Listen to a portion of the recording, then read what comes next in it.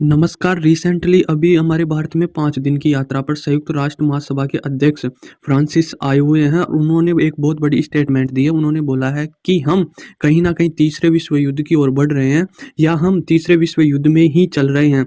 मतलब दूसरे विश्व युद्ध की देखें ना, वह एक साथ तो हमला हुआ नहीं। उनका कहने का ये मतलब था कि जो यूक्रेन और रशिया युद्ध चल रहा है, इज़राइल और हमास का युद्ध चल रहा है, तो कहीं न कहीं वो है ना कन्वर्ट हो जाएँगे तीसरे विश्व युद्ध में। ये लगातार यदि ये संघर्ष चलता रहा तो और कई देश जुड़ जाएँगे इनके साथ और 2 ग्रुप बढ़ जाएँगे।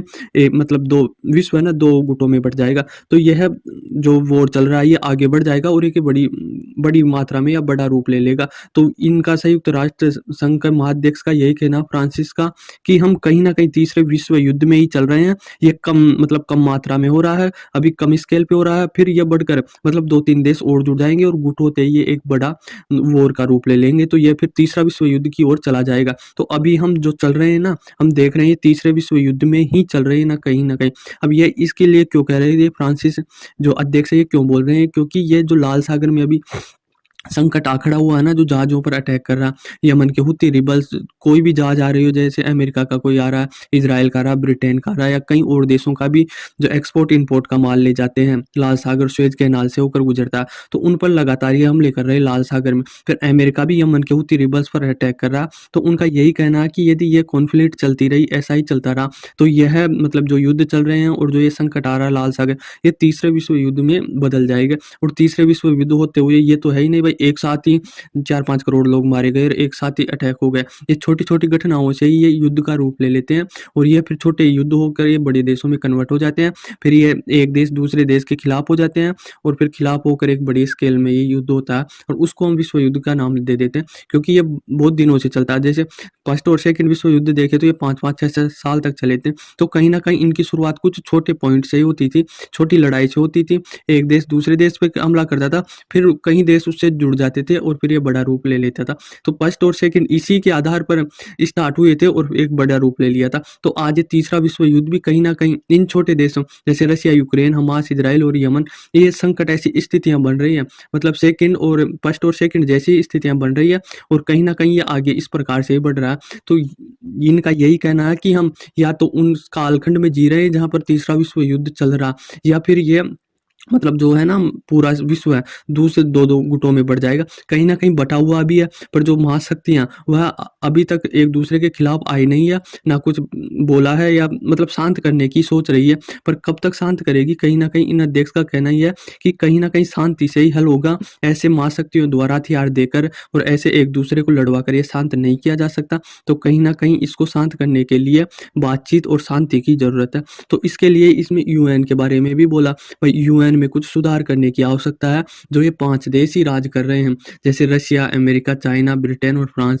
ये 5 देशों का ही दबदबा है पूरे विश्व को, तो इसको सुधारने की आवश्यकता। अब देखो ये बोल तो देते हैं भाई यूएन में सुधार की आवश्यकता है और वो आवश्यकता, पर ये करते नहीं है, क्योंकि करना आवश्यक है। ना तो भारत का कुछ उसमें हिस्सेदारी है, परमानेंट सदस्य भारत है, ना अफ्रीका में कोई देश उनका भागीदार है, ना दक्षिण अमेरिका का देश कोई भागीदार है इसमें। तो ये कुछ गिने-चुने देश ही जो पहले 1946 में बनी थी ये संस्था, तब से ही कुछ सुधार नहीं हुआ और यही 5 देश राज कर रहे हैं। तो कहीं न कहीं विश्व को इसमें सुधार करने की ज़रूरत है और कुछ देश ऐड करने की भी ज़रूरत है, क्योंकि कई देशों का वैश्विक स्तर पर काफ़ी जियोपॉलिटिक्स में काफ़ी इंटरफेयर है, काफ़ी ताकतवर है और कहीं न कहीं विश्व में उनकी बात का दम रखते हैं। जैसे भारत, ये भारत विश्व में काफ़ी जियोपॉलिटिक्स, इकोनॉमी और आर्मी इनमें काफ़ी ओहदा ऊपर रखता है, पर उसको परमानेंट सदस्यता नहीं मिल रहे, तो कहीं न कहीं वो काम नहीं करेगा और वो अपनी बात नहीं रख पाएगा। तो यही है इनका कहना, क्योंकि ये कह तो जाते हैं, देखो संयुक्त राष्ट्र महासभा का अध्यक्ष फ्रांसिस हो, इसका कहना तो सही है, पर ये सुधार नहीं करेगा जाके, यही इन पर जो 5 देश हैं ये दबाव डाल देंगे कि आप ऐसा नहीं कर सकते।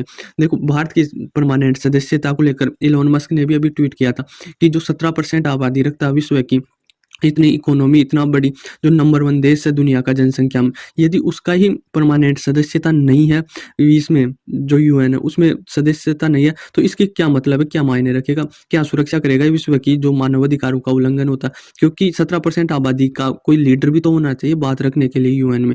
जो अफ्रीका का इतना बड़ा कॉन्टिनेंट है उसका भी तो कुछ लीडर होना चाहिए ना, भाई वो बात रख सके अपने कॉन्टिनेंट की। दक्षिण अमेरिका का वह भी रखे, तो इस प्रकार से इनमें देश ऐड करना चाहिए इलोन मस्क का। इलोन मस्क ने बोला कि अगर ऐसा ही 5 देशों का दबदबा रहा तो इसका कोई मतलब नहीं रह जाएगा, ये एक कठपुतली बन के रह जाएगा यदि इन देशों को ऐड नहीं करा। तो इलॉन मस्क का भी सही कहना था। और अभी जो एस जयशंकर है, उन्होंने भी अपनी ट्विटर पर साझा की थी, जो हमारे ये फ्रांसिस जो संयुक्त राष्ट्र महासभा के अध्यक्ष आए थे, तो उनको लेकर बातचीत की कि जो रशिया और यूक्रेन का युद्ध चल रहा, उनमें भारत कुछ कर सकता है, शांति कायम कर सकता है। इजराइल और हमास का जो युद्ध चल रहा, उसमें भी भारत का अहम रोल हो सकता है और भारत ये मतलब शांत करवा सकता है। देखो, भारत करवा सकता है, पर भारत के पास वो ताकत भी तो होनी चाहिए ना, भारत को बात रखने के लिए मंच भी तो देना चाहिए ना, यूएन में कुछ परमानेंट सदस्यता भी तो देनी चाहिए ना।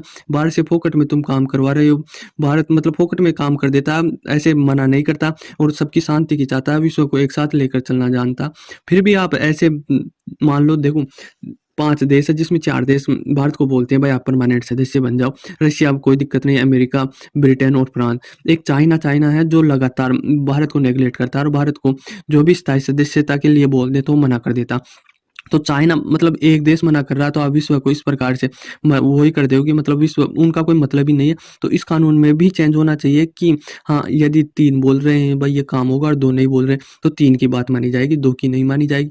पर जो वीटो में ये सिस्टम है, यदि 5 में से 1 भी मना कर दिया तो वो काम नहीं हो पाएगा। तो ये कहीं ना कहीं है ना, विश्व युद्ध होगा यदि तीसरा, तो ये यूएन नहीं रोक पाएगा। यदि इसका यही कानून रही और यही करता रहा तो उसमें कुछ नहीं हो पाएगा। तो यही सवाल है कि भारत को परमानेंट सदस्यता मिलनी चाहिए। अफ्रीका के कहीं न कहीं जो पूरा कॉन्टिनेंट है उनको एक सदस्यता मिलनी चाहिए। और जो यमन में संकट चल रहा, तो देखो यमन में काफ़ी ज़्यादा संकट फैल चुका है। यमन के हूती रिबल्स अमेरिका के कहीं टारगेट कर रहे हैं, इराक और सीरिया में बेस कैंप है अमेरिका के, तो वहाँ पर भी लगातार टारगेट कर रहे हैं और कहीं न कहीं ये कॉन्फ्लिक्ट बढ़ती हुई नज़र आ रही है। अमेरिका हूतियों पर कर रहे हैं, हूती जो भी जहाज़ गुज़र रहा उन पे कर रहा है। और ये अभी हाल ही में पाकिस्तान ईरान पे किया था, फिर ईरान ने अमेरिका के बेस कैंप सीरिया और इराक में उन पर अटैक कर दिया। तो कहीं न कहीं ये कॉन्फ्लिक्ट बढ़ ही रही है। और जो संयुक्त राष्ट्र महासभा के अध्यक्ष हैं फ्रांसिस्को, उनका सही कहना है कि हम तीसरे विश्व युद्ध में कहीं न कहीं प्रवेश कर चुके हैं और उसी एरा में हम जी रहे हैं। ये आने वाले दिनों में एक बड़ा रूप ले लेगा और इसी का नाम तीसरा विश्व युद्ध हो जाएगा और दुनिया 2 गुटों में बढ़ जाएगी। वैसे बँट तो चुकी है, पर वो अभी तक सामने या आई नहीं है और सामने आकर मतलब स्टेटमेंट या एक दूसरे देश के साथ जुड़ी नहीं है युद्ध करने के लिए। तो इनको शांत करना है, तो कहीं न कहीं ये यमन का संकट है उसको हल करना पड़ेगा और यूएन में भी सुधार करना पड़ेगा। तो आई होप आपको समझ में आया होगा। धन्यवाद।